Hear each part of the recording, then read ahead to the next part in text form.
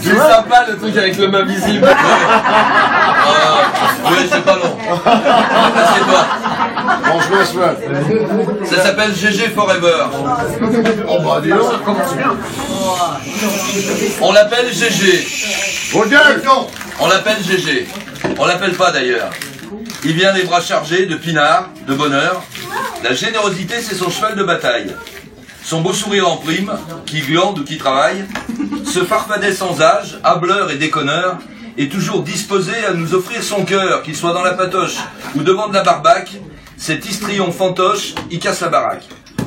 Sous sa belle crinière blanche, à la divine allure, cette belle vieille branche détient à coup sûr une mémoire infaillible. Il est intarissable et narre les souvenirs de façon délectable, de l'époque où l'impro a démarré en France, et l'on boit ses propos.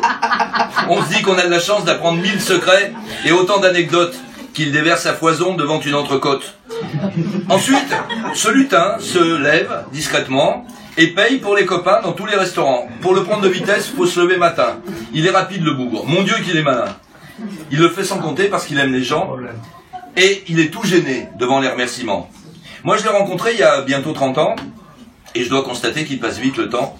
Ce farfadet déjà aimait jouer des tours et dispenser aux gens des blagues et de l'amour. Je ne détaillerai pas le nombre de fous rires qu'on a vécu ensemble, ce serait trop long à dire. À l'époque, la Lifi venait jouer au rail. Nous terminions parfois, après les victuailles, à faire des percus sur une rampe en laiton, qui n'avait plus de rampe après ça que le nom. Et un château Margaux et encore un Médoc apparaissaient soudain par magie sous sa toque. On retrinquait alors pour prolonger le moment, et les blagues fusaient comme par enchantement. Il a plusieurs visages et aussi plusieurs voix. Il passe allègrement, avec talent, chaque fois, de celle de Garfield à celle de Joe Dalton, puis donne vie à Bunny.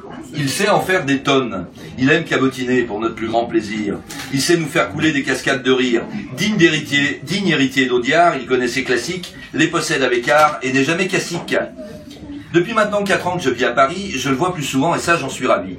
J'ai l'heureuse impression, un peu plus chaque jour, d'avoir pu pénétrer son âme de velours. Ce gros matou, tchatcheur, est une boule de tendresse, de sensibilité, de pudeur, de caresse. Véritable bosseur, l'aime aussi paresser, se balader en scooter et chanter et danser. Et contrairement à cette vieille légende urbaine, on dit qu'il est petit, ne vous donnez pas la peine de vouloir mesurer, il est loin, il le dit.